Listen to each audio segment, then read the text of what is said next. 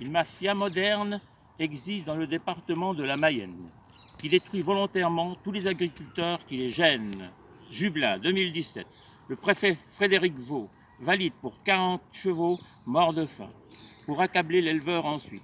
L'éleveur que je suis demande l'ouverture d'une commission d'enquête devant le ministère de l'Intérieur afin de déterminer les responsabilités des personnes impliquées dans cette escroquerie.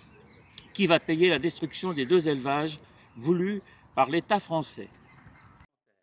Stationné en Mayenne, qui saccage un grand nombre d'agriculteurs volontairement qui les gênent, percevant des centaines de millions d'euros en droits PAC, de l'argent qui tombe du ciel, payant aucun impôt en France, avec qui ils achètent tous les serviteurs de l'État français, avec qui ils participent au financement des élections présidentielles, avec qui ils achètent la presse locale, avec qui ils achètent les services de la gendarmerie, avec qui ils achètent les services du préfet, avec qui ils achètent les services du procureur, avec qui ils achètent les services des juges, avec qui ils achètent les services de la chambre d'agriculture, avec qui ils achètent les services de la mairie, avec qui ils achètent les services de la MSA, avec qui ils achètent absolument tout, une véritable mafia ayant tous des enjeux communs, pour certains le cheval et la PAC. Des terroristes modernes français, prédateurs, des voleurs, des escrocs, des menteurs, des trafiquants de toutes les espèces de nature que ce soit. Ils m'ont tout volé. Ils m'ont massacré volontairement mes 2 élevages complémentaires l'un de l'autre, chevaux et moutons, le mobile, la jalousie. Ils voulaient les origines de mes étalons. Sur quel support d'escroquerie?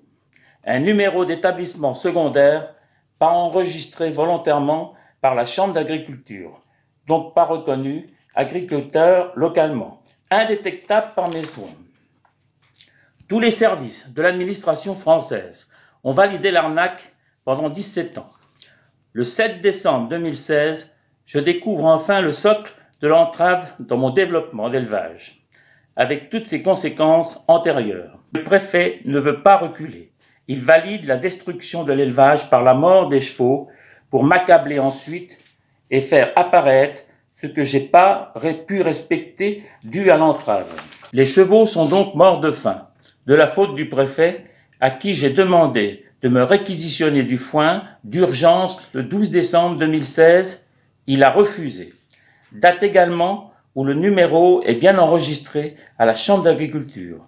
Devant le choix du préfet, Frédéric Vaux, 40 chevaux ont pris le chemin de la benne de l'équarrisseur, dont je n'ai pas à subir les répercussions judiciaires de la non-assistance à personnes mises volontairement en grande difficulté financière ayant des répercussions graves. Question. Avait-il le droit, le préfet, de faire voler à 2 reprises mon troupeau de brebis avec leurs agneaux? Trésorerie nécessaire et indispensable pour la survie de mon élevage de 70 chevaux en hiver, sachant que je ne percevais aucune aide agricole. Devant le refus de la presse locale de me donner le droit de réponse afin d'expliquer les vrais problèmes qui m'a été posé, pour m'entraver volontairement dans mon développement avec toutes ses conséquences, ils m'ont condamné à tort, ils m'ont sali publiquement sans que personne sache exactement la raison du désastre voulu par l'administration française, en l'occurrence son représentant, le préfet Frédéric Vaux. Que le département de la Mayenne, une plaque tournante de tous les plus grands trafics possibles et imaginables qui existent sur le sol français, où siège une mafia de voleurs, de trafiquants, d'escrocs, de menteurs, d'envieux publics du bien des autres. Le mobile déjà cité, la jalousie. Des gangsters modernes publics, en col blanc, existent bien dans le département de la Mayenne. Ils sont tous rattachés à des enjeux communs, la PAC et le cheval. Dans mon affaire, qui a organisé le montage de l'escroquerie? La Chambre d'agriculture, donc l'État. Qui a collaboré localement à l'escroquerie? La MSA, la mairie. Qui a collaboré au vol de mes moutons à 2 reprises? Des hauts gradés de la gendarmerie, armés jusqu'aux dents avec pistolets mitrailleurs. Qui est venu mélanger 40 juments avec 20 étalons les parcons dans une surface de 4 hectares seulement. Des hauts gradés de la gendarmerie armés jusqu'aux dents, avec des pistolets mitrailleurs, caméras sur le ventre et mobilisation d'un véritable régiment. Il faut avoir une sacrée dose d'intelligence pour faire une chose pareille. Dans le contexte général cité, par ces conditions imposées par la force, aucun espèce de jugement rendu, acheté avec de l'argent de la PAC peut être retenu dans ma direction de nature que ce soit. Tout doit être revu et corrigé, tout doit être annulé en condamnation mafieuse dans ma direction, à condition d'être dans un pays de droit égalitaire. Ce n'est pas le cas en France.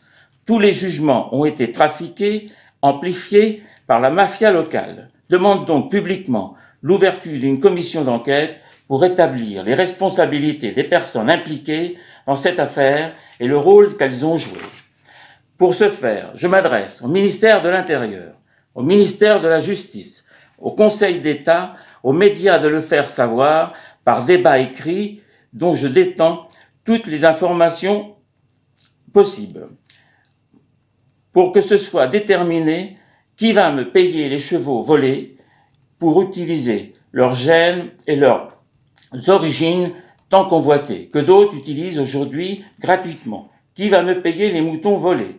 Qui va me payer les pertes en production d'élevage massacrés?